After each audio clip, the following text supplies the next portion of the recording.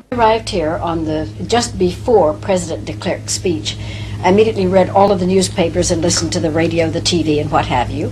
And of course, one heard everything about the point of view of the ANC, which is a political organization, UDF, PAC, right. and one heard the point of view of the government, and this was in every front page everywhere.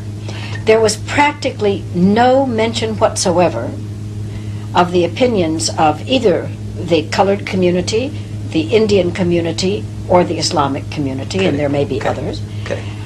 I could not find really almost even a reference to it. So, my first question on this subject: where is the Islamic community in politics in South Africa today? You see, as numerically, the Muslim counts for nothing. The Muslims We count for nothing. for nothing. Oh, is that so? How many? Because we are less than 2% of the total South African population. Oh, I less see. than, and then this 2%, less than 2%, is divided in South Africa according to the apartheid laws. We are divided into two major groups. One group is called Indian Muslim, and the other is called colored Muslim. You see, they have divided the Muslim again into two sections. That less than 2% is further divided by the laws of the country into two other groups. One is called colored.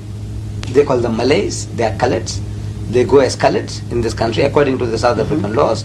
And the other, because most of us originate in India, Pakistan, we go as Indians. So now as Indians, we are shunted together with the other Indians, see, who happen to be 80% of the population, Indian population. So the Indian is a minority, and in that minority the Indian Muslim is 1/5. It's a minority of a minority in South Yeah. Africa. So numerically we don't count anything among So why mention you? that's one of the main reasons. Then the Malay, he's counted as a colored.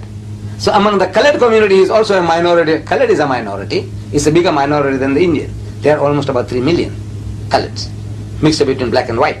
Among them, the Malay is also counted as a colored, but he's called Malay. But Malay means he's a colored, it's a Malay Muslim with a colored identity. When you just say colored alone, it means a Christian colored. I see. And the Malay is a Malay colored.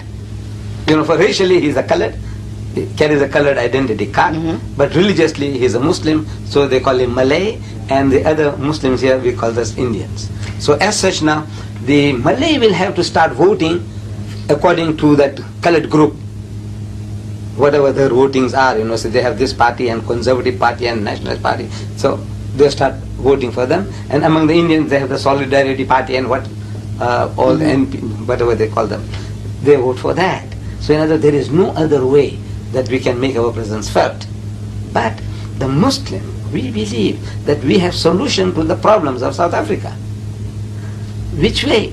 You see, when there's an identical situation that is prevailing in South Africa at the moment, where there is a huge black power and there is a huge white power, and they are in confrontation.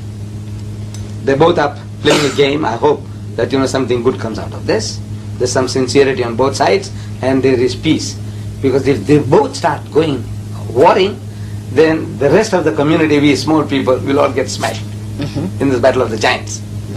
But now the solution is, an identical situation prevailed in Medina when Muhammad went to Medina from Mecca, you know, when he had to make his flight. When he reached Medina, in Medina there were two tribes, Aus and Khajraj. These are the names, Aus and Khajraj. And they were also warring. Like here, the black upon black. The black man killing black man because, you know, you belong to a different political party. The killing is going on continuously. Similar thing prevailed among the Arabs. One tribe killing the members of the other tribe over little things.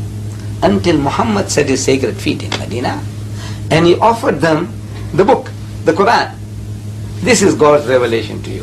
This is the rope of God. This is the rope of rescue. You hold this and be saved. So the Aus accepted Islam and the Khajraj accepted Islam. They held on to this rope and peace prevailed. So Islam has a solution to the problems of black and white, because this is only, there is a tug of war. is going on. What can we get more? The white man wants to get the maximum from the black man, and the black man wants to get the maximum from the white man. It's natural. But now to do justice, we said, you see, both the people, they need Islam. The African and the Afrikaner. Because Islam is the only religion which tells us, it said, look, we are all human beings from the same father. And a common form of worship that we get together.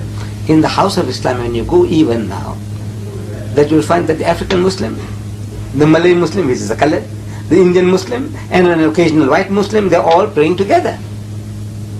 But that does not happen in the churches. It's the Dutch Reformed Church. They have a Dutch Reformed Church for the whites, separate. For the Dutch Reformed Church for the colored, separate.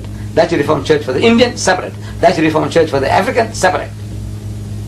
They are all divided, though you have carried the same label. Same thing happens with the Catholic Church. The Mosotho Church is different from the Zulu Catholic Church, and is different from the colored Catholic Church. And this is the general practice. Linguistically, they are all separated. So still you feel that you are different from the other fellow.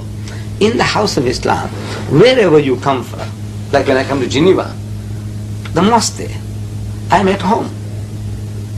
The guy who might be leading us in prayer is an Arab. But it doesn't make any difference. I go to Nigeria, the African is leading me there. And in Tanzania, there's an African imam. It doesn't matter, because the form of worship that I'm used to is the same. Whether I go to Indonesia, or India, Pakistan, wherever I go, there is a common denominator, which Christendom cannot produce. There is no common denominator.